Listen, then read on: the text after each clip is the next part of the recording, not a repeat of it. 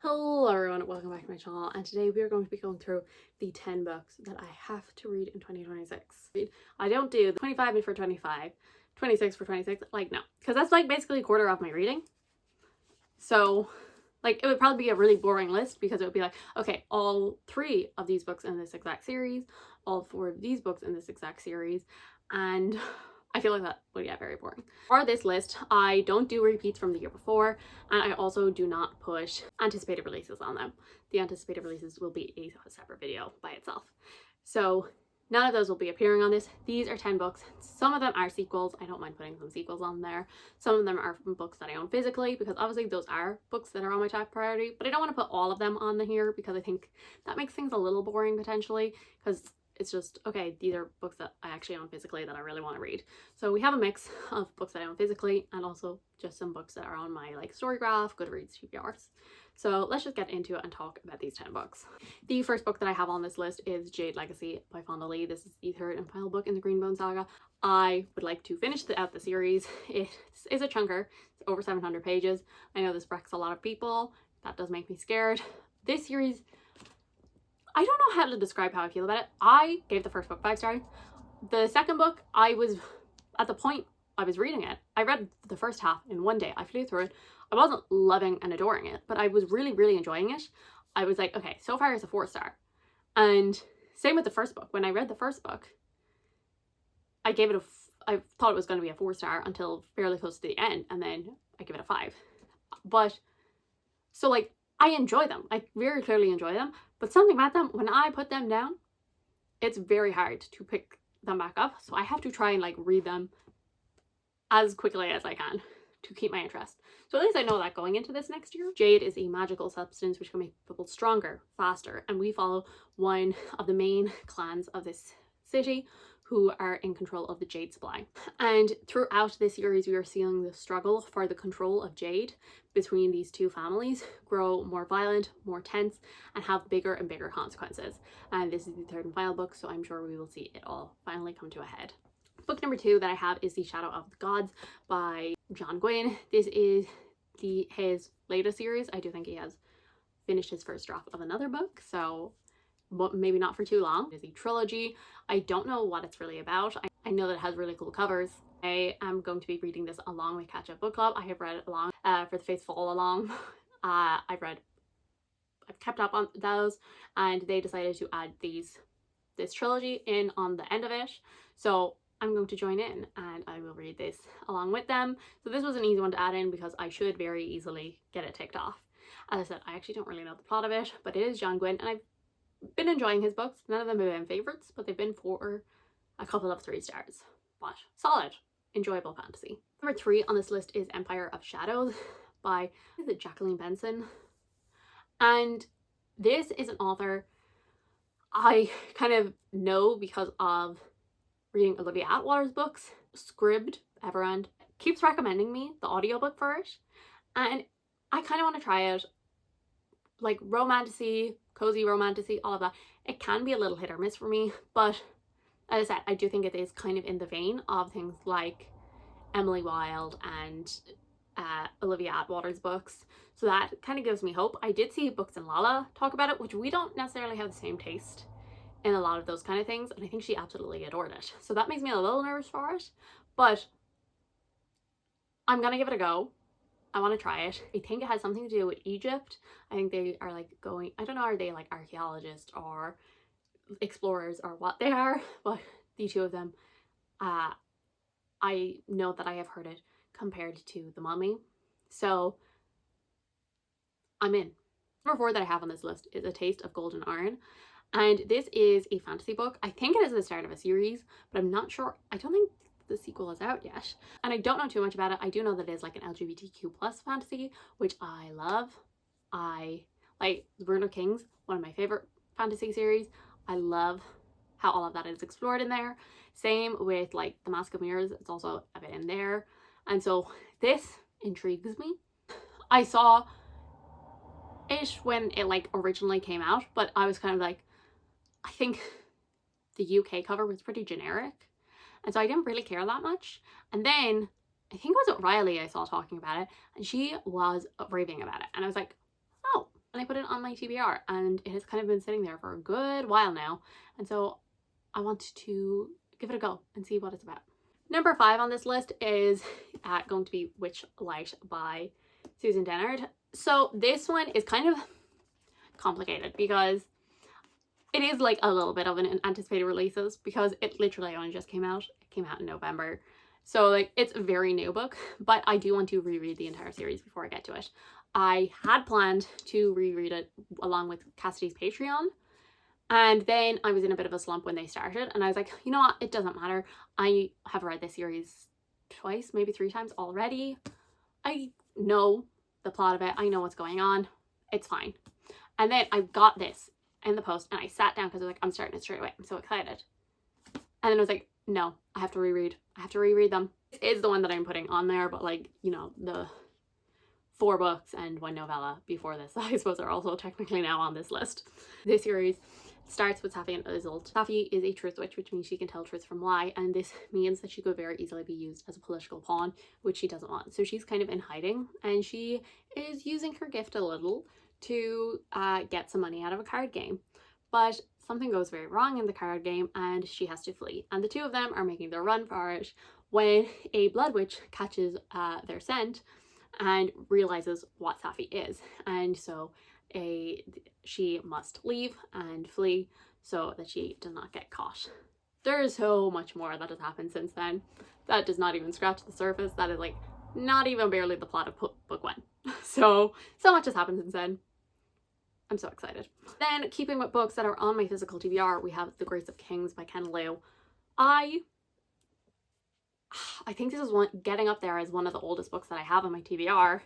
And if I'm being 100% honest, this was a bit of an impulse purchase. I believe I had sold a load of books in the second hand. You can have like, it was a ridiculous amount. It was like, okay, you can have either 12 euros in cash, or you can have like 60 euro of a book voucher.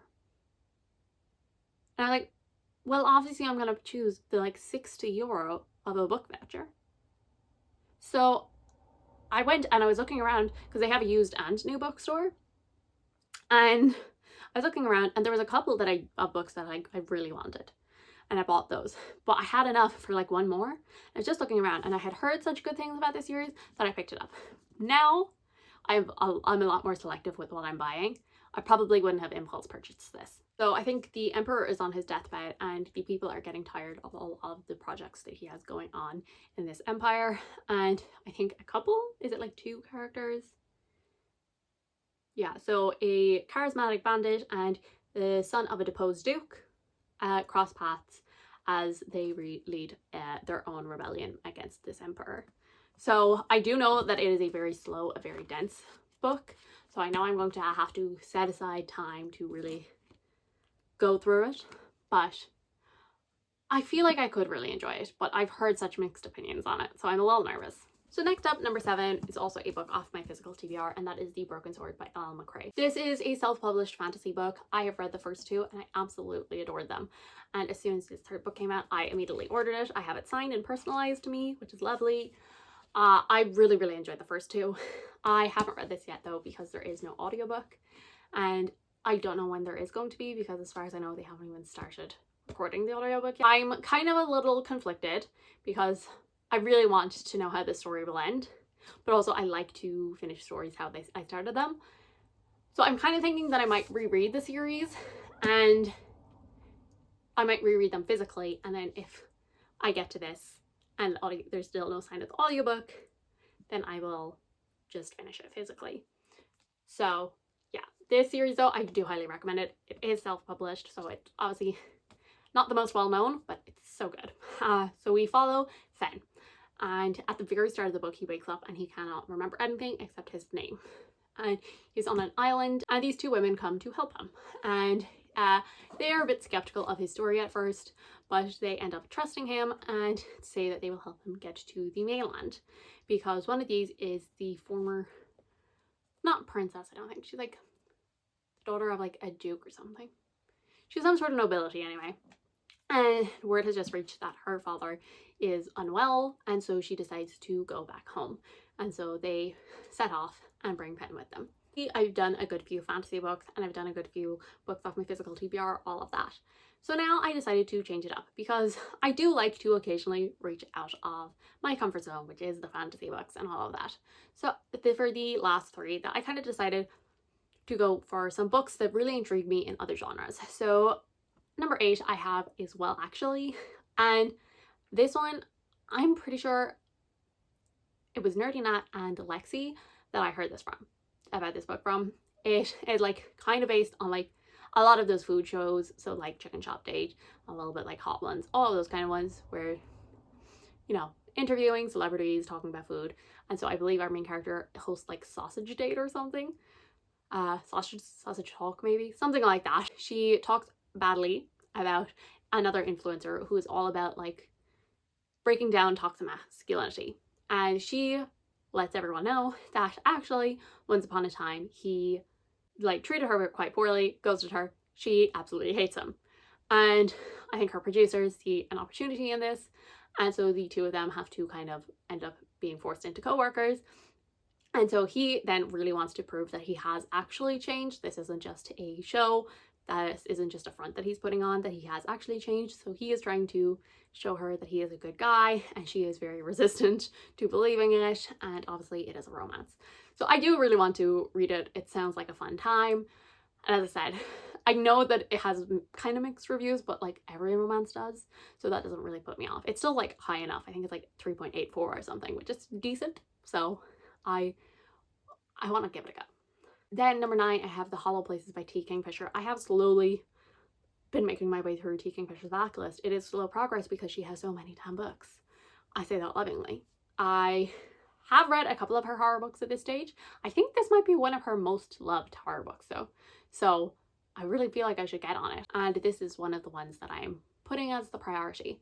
Honestly, I feel like I'm doing pretty well getting through her backlist. I'll actually have to double check, but I feel like I'm making good progress. So this is the next one. So that is my like horror pick for the year. And then number 10 is going to be just a straight up like contemporary fiction, and that is going to be My Friends by Frederick Backman. I have read all Frederick Backman's books. I actually have a ranking his books. I haven't read actually the 2 sequels to Beartown because I feel like Beartown is a standalone, and I do occasionally get tempted. I'm like, I should just give them a go. And I'm like, no, I don't think it needs a sequel. So I go back and forth, but I have read all of his other standalones, and I did a video where I ranked them, so I will leave that link down below. It is unlisted, but I'll put the link so you can watch it. And this was his book that he brought out this year, and again, I know that I got nominated for the Goodreads Choice Awards. I've seen a couple of people reading it, and they've been liking it. I don't think it has had as many like rave reviews as like Anxious People and Beartown and A Man Called Uwe and all of those things. Definitely haven't seen as many people talking about it and loving it and all of that, but there's still been a couple. So those are the 10 books that I have to read next year. Hopefully I will do better than I did last year, and we won't be in December with me going, actually I have 5 left. Let's see how many I can binge in the last month of the year. Hopefully we'll do better than that. We'll see. I do have a couple of others. These, I'm only gonna like briefly mention them. I'm not really gonna talk about them.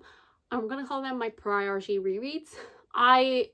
This year, like for a little bit anyway, I once a month I was reading one of my Course of Dragon books, and then I was going to continue on like reading one book a month, like one reread a month with Witchlands, which then, as I said, I fell into a slump, so it didn't happen.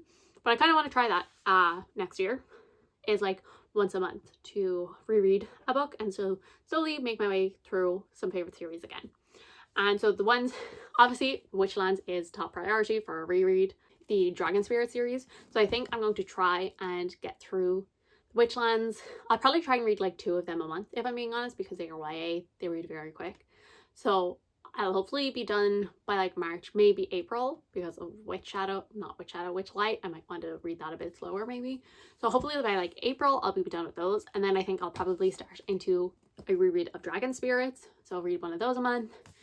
So like May, June, July. And then I think after that, I think I want to reread the David trilogy by S.A. Chakraborty, because I've only read them once. They are a series I would consider in my top 10 anyway. And as I said, I only read them once and it's been years.